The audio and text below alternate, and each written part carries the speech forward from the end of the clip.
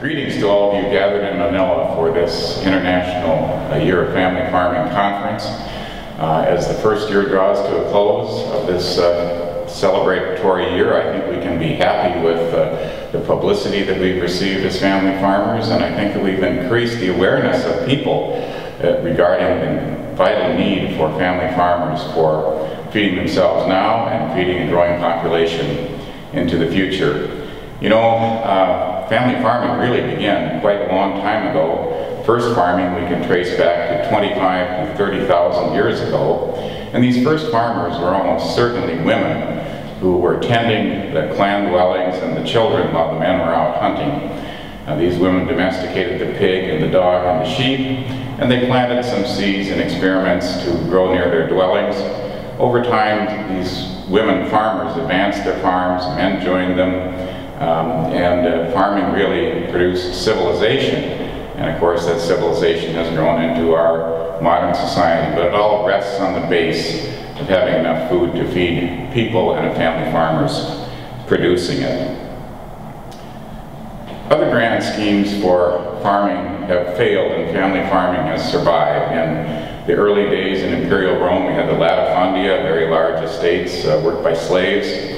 In the Middle Ages we had serfdom, and in the 20th century we had collective farms. But all these grand schemes for agriculture failed, and family farms prevailed and are the main source of food for us down to this day. I think the family farm has advantages over other forms of farming. And the main advantage is a comparative advantage that we as family farmers receive because we have a very powerful combination of the family, a social unit, and the farm, an economic unit.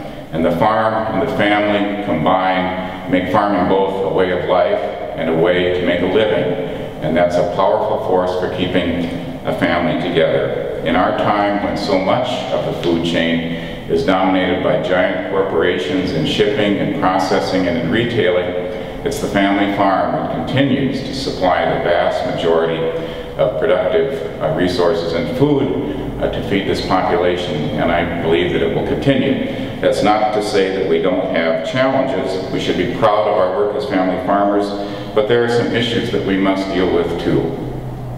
One of those issues is the aging of our farming leadership and our farmers, actually. The average age of a farmer in Africa is said to be 55 years.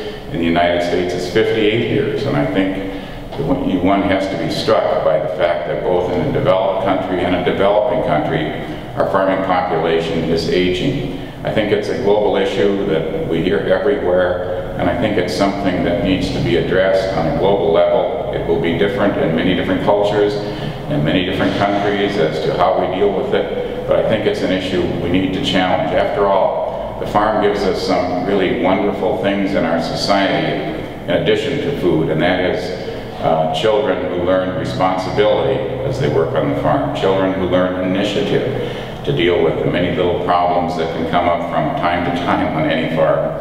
And children learn respect for their fellow human beings, and I think respect for nature, for animals, and to become good citizens of their nation and their communities. I think another issue that we need to address just in general, and again this issue has many different facets in different cultures and different countries, but it is the farmer's power in the food chain. As I said before, much of agriculture, our processing, our shipping, our retailing is dominated by some giants, giant corporations, and they can pressure farmers to reduce our income. We need to have a decent income to preserve our way of life on the family farm, and to be productive as family farmers, and to be sustainable as family farmers, and to attract young people back to the farm.